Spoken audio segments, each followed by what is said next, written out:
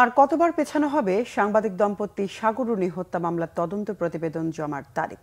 তা ১১২ বার জমা দিতে ব্যর্থ হয়েছে র্যাপিড অ্যাকশন ব্যাটালিয়ন র্যাব। অপরাধ বিশেষজ্ঞরা বলছেন, র্যাবের ব্যর্থতায় অন্য কোনো সংস্থার কাছে আলোচিত এই হত্যা মামলার তদন্ত ভার দিতে। সাগররুনির পরিবার বলছে, অন্তর্বর্তীকালীন সরকার চাইলে এই হত্যাকাণ্ডে জড়িতদের খুঁজে বের করতে পারে। আরও জানাচ্ছেন দীপন দেওয়ান।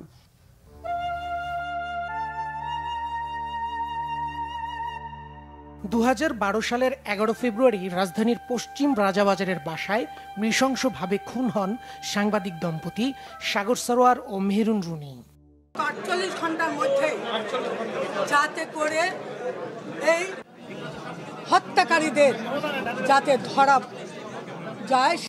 এই হত্যার ঘটনায় রাজধানীর শেরেবাংলা নগর থানায় মামলা করেন রুনির ভাই নওশের আলম।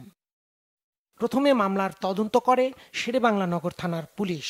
৪ দিন পর মামলার তদন্ত ভার যায় গোয়েন্দা বিভাগের কাছে।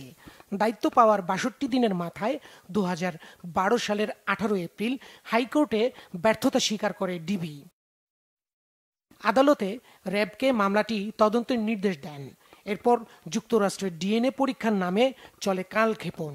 র্যাব আসলে এত বছর তদন্ত করে আমি মনে করি আগে যারা ছিল তারা মূলত আসলে এই মামলা ধামাচাপা দেওয়ার কাজটি করেছে। আমরা চাই আসলে যারা এটা আসলে পারবে, যারা প্রকৃত তদন্তের মাধ্যমে খুনিদের বের করে আনতে পারবে, যারা সুষ্ঠু তদন্ত করতে পারবে, সেই ধরনের কোনো একটা যেন তদন্তকারী সংস্থা সেটা তদন্ত করে।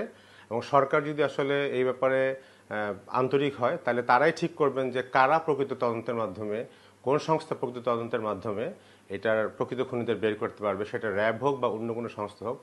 আমরা আসলে সুষ্ঠু বিচার চাই। সাগররুনি হত্যার ঘটনায় এখন পর্যন্ত ৮ জনকে গ্রেফতার করা হয়। বর্তমানে ২ জন জামিনে, বাকি ৬ জন কারাগারে। র্যাবের ৪ জন সহ ৬ কর্মকর্তা মামলাটি তদন্ত করছেন।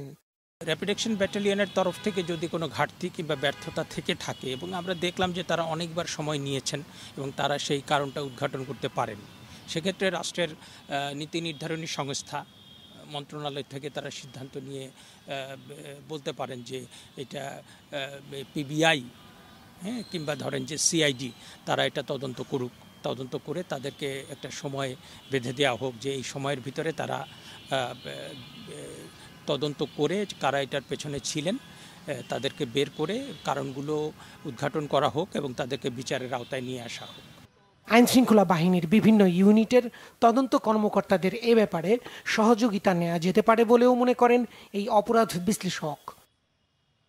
দীপন দেওয়ান, বাংলা ভিশন, ঢাকা।